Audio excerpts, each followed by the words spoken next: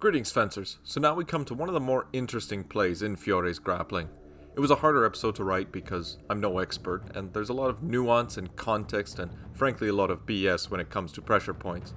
Now we're going to go through the play first, and then we're going to go through modern examples of this pressure point and context, because this is actually taught often to police officers, so going through a little bit about when and why they use it.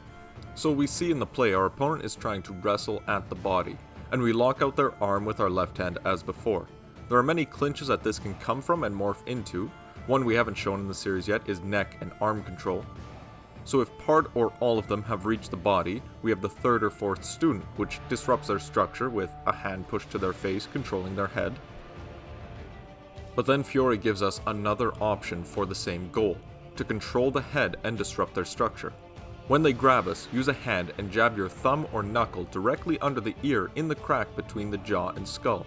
Regardless of whether it's extreme pain or mild displeasure, we'd all agree it's uncomfortable, and if they choose to move their head away, then where their head goes, the body follows. Their structure won't be perfect, and then we can attempt our real wrestling, like the first student, second student, eighth student, leg grabs, etc. And Fiore says the counter is the elbow push as shown in episode 8. Fiore has already given us the warning that depending on the person, stuff may not work. So if we got the pressure point wrong or they push through the pain, we just move on to another play. And that's the big takeaway. Learning any pressure points or even techniques without wrestling fundamentals is useless. Pressure points don't end a fight. Someone can be kicked and punched 100 times and keep fighting.